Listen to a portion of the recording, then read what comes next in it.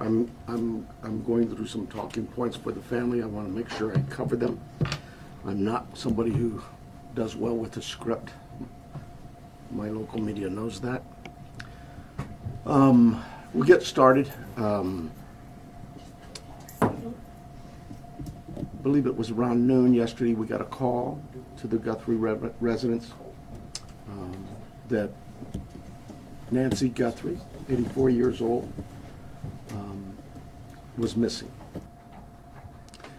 We expended a lot of resources for a missing person that we typically always do. Our search and rescue volunteers, our search and rescue teams, other agencies, Borstar from Border Patrol sent their canines out. They worked tirelessly all day yesterday and all day tonight. I'm sorry, all day yesterday and all last night.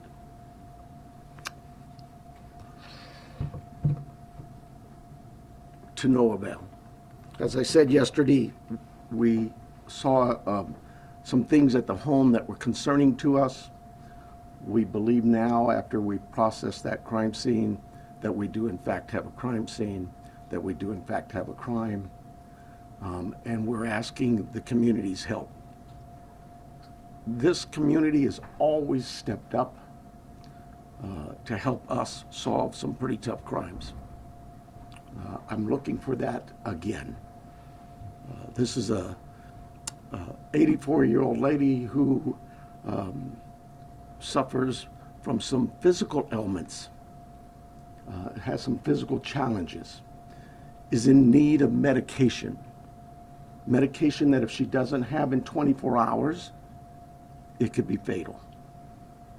So we make a plea to anyone who knows anything about this, who has seen something, heard something, to contact us. Call 911.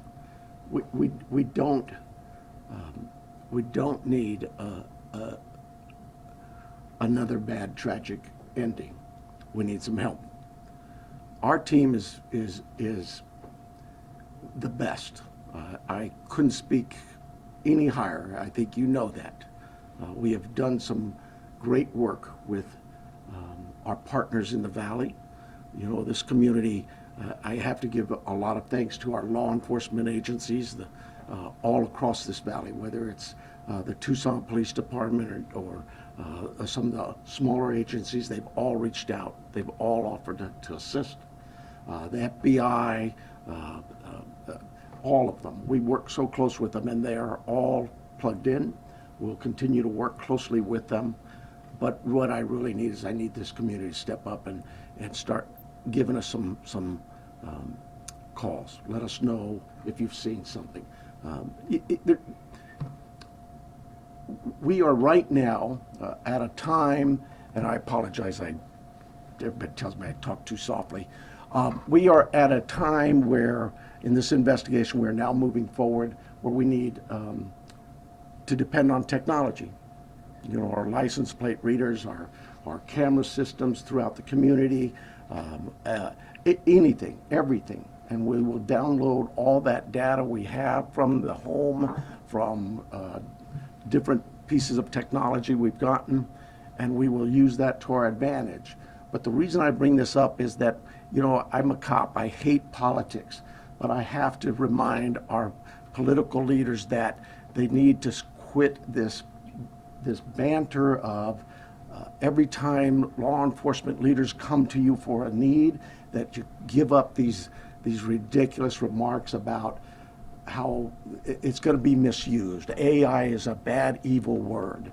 The cameras are very bad and evil. I'm tired of that. Those tools in the right hands, with the right minds and the right approaches, are extremely valuable to solving crimes just like this.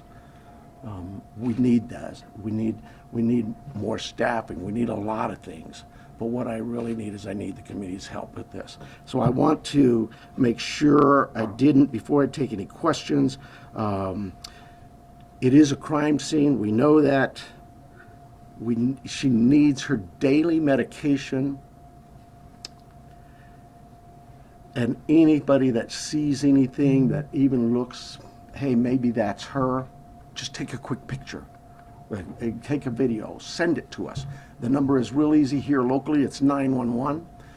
You can contact our 88 Crime and remain anonymous. You can call me, anybody. I am here to take any questions you may have. It will be a little limited. I apologize for that, but we do have a crime that we need to protect its integrity. I have here Sergeant David Stivers from our homicide team. He has been up all night, so bear with us if we are a little bit fuzzy in our answers and responses, but we're both here for any questions you may have. Let's start, Chair, please. recognizing your limitations, but can you elaborate at all on what makes you believe it's a crime scene as opposed to someone who left home and just couldn't find their way back?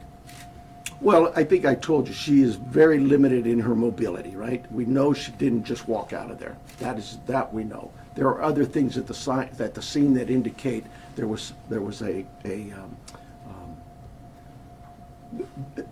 she did not leave on her own. We know that. If you're talking about plate readers, is there a vehicle associated with this?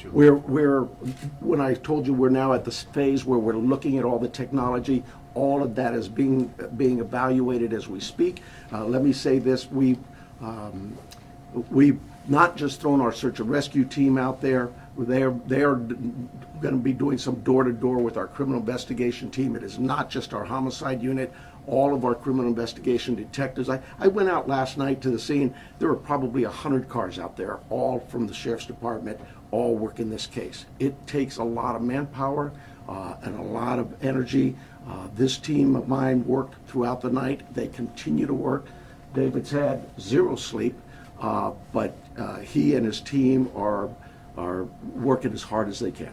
Is there anybody else associated with her, a caregiver, family member, acquaintance, who is also missing and somebody you're looking for? No. The family, all of the family has been very cooperative with us. They're working with us. They're staying in touch with us. They have complete access to anybody on this department. Savannah has been in touch with us as well. Our hearts go out to them.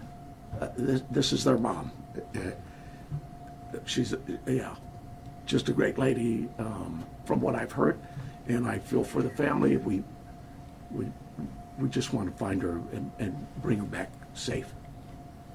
Sheriff, you mentioned that she didn't just walk out, but is there any additional information that you can give us on what may have alluded to this being a crime scene? I wish I could. I really do. I know that everybody wants to know certain things, but I can't do that it would be inappropriate at this time. Are there any signs of breaking and entering or any forced entry, anything like that? I again don't want to get into that. David, can you see anything here? Do you? At this time, it's still a very active investigation. There were circumstances on scene that we believe are suspicious in nature, I think is the best way to put it, but we can't really get into a whole lot of details with that. Do you believe that this was targeted, or they just happened to hit Savannah Guthrie's mom, or if this was just random? We don't know that. We don't. We look at all of that, but we just don't know that. Do they have cameras at the home? They do, and we're looking through some of that. Yeah. With this being an active crime scene, is there any threat to the general public? Trying to figure out my phone. Well, no, I don't think there's an active threat, but I hate to say that because, we're going to canvass that neighborhood, and maybe there's a prowler been seen around. There's a lot of work still to do. We don't have any indication that that the public is in danger. And what does that search look like today beyond what you've already told us about last night? So we have shut down our search and rescue mission, and we've sent them home to rest. They were out all night. Look, we put all our air assets into this, our drone systems, our aircraft, our helicopters, heat sensors, infrared, everything we've thrown at this. They're going to step aside. We'll call them out again if we need to do more searching. But right now, we don't see this as a search mission as much as we do a crime scene. Sheriff, can you tell us a little bit about that map? That is, and David probably can better answer it than I, but that is our search patterns, I believe. Is that correct? Yes. Yeah. So with all the assets that we deployed yesterday with the search and rescue teams, the map that's on the screen is basically tracks that were followed. Those are all, the colored lines are all ground tracks of different teams and different assets that were used on the ground, to include the canines, the volunteers, and our own search and rescue team. The circles are going to be representative, if not necessarily perfect, of our air circulation with both our helicopter and our fixed-wing aircraft at night, working with the night time cameras. So difficult to see where the house is. The house is basically pretty close to center in that, and then all of the searching that went on throughout the day with those folks out there on the ground. What this really helps with is our search teams, when they come back and reassess, maybe they've missed an area, we can look at it and say, hey, you know what, this area could use a little more coverage, and so they concentrate again. Our search and rescue team is top notch. They're out every single day. If it's not a lost person, it's a hiker, it's somebody who's wandered away from a care home, whatever it may be. I want to stress to you, right, and it is really important, Miss Guthrie, Nancy Guthrie, is of great sound mind. This is not a dementia related. She is as sharp as a tack. The family wants everybody to know this isn't somebody who just wandered off. Her physical limits are based on just age, and we get old, and so it's more physical. But clearly, she is as sharp as a tack. Do you have her cell phone, and does that present any tracking potential? We're looking at that as we speak. But do you have it or do you not? We do have it. Can you give us a little bit more of a timeline? Because you said she didn't leave on her own. That she was last seen at 9:45. She wasn't reported missing until noon. But I believe what happened there was at 9:45 in the evening, her children left her off. At some time earlier that morning, they got a call from somebody at the church who said, hey, your mom's not here. The family went to the house. I'm thinking they spent some time looking for her themselves before they called us, so I'm guessing maybe they got there around 11. So they did some searching and realized we need some help, and they called 911. do you have any idea what time Nancy would have been taken from the home? There's a lot of things working there, and I just can't say that right now. Has Savannah Guthrie, has she had any threats to herself at all? We've spoken to her. We'll continue to work with that. She has a security team that's been in touch with us throughout the night. But we're not going to dismiss any angles for sure. But right now, immediately, we don't know of anything like that. Is she in town or on the way here? She's here. Can you give us any more? What should somebody be looking for? Because when I was out in the neighborhood, the neighbors are obviously incredibly concerned. But is there anything, a tip? I mean, one neighbor stopped me and he didn't know if he should call you or not. That's why. Oh, my goodness. But so Call. what should somebody be looking? Well, first of all, I'd ask them, go through their cameras.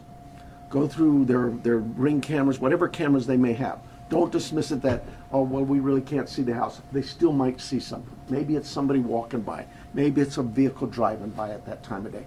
But go through all your cameras in that neighborhood and tell us if you see something. Maybe somebody already, we know this happens, right? Oh, I saw something suspicious, but I didn't think it was worth calling in, so I didn't call it in. Well, now it's call in anything you've seen or heard. Maybe it's a neighbor telling you, I saw this or I heard that. Call us. Don't tell the neighbor to call us. Tell the neighbor to call us, but you call us as well. We'll put it together. We'll get, trust me, I'm sure we're going to get inundated with a lot of calls. We'll handle that. Did she live alone? I believe, yes, she did, yeah. Were there any caregivers you're normally associated with her? Well, she has house staff that comes by, takes care of the yard, whatever, in her house and that. But those people we'll be talking with and have talked to some of them already. But nobody who's like a live-in or anything? Nobody actually lives with her, no. Like I say, she's of great sound mind, and she is mobile. It's just it's a challenge for her to get, as the family says, she couldn't walk 50 yards by herself, so.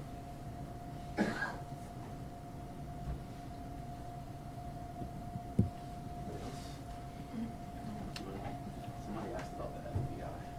I'm sorry. Somebody asked about the FBI if they're involved. We, like I said, we work closely with all of our partners, whether they're FBI, ATF, ICE, whoever.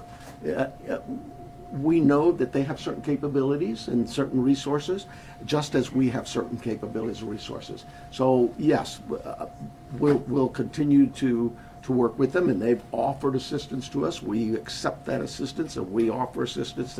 But just last week, the FBI called us to handle a shooting that involved Border Patrol. You need to know that. That's just day-to-day routine work for the law enforcement in Pima County in Tucson. We've worked very closely with our partners. With the amount of time that's gone by, how wide do you cast in the net? Statewide, national? Well, yes, national for sure. I'm hoping the national media's picked up on this. We've gotten a lot of reports, but statewide as well, with Amber Alerts, things like that. All of those things we use. Every tool we have, we will use.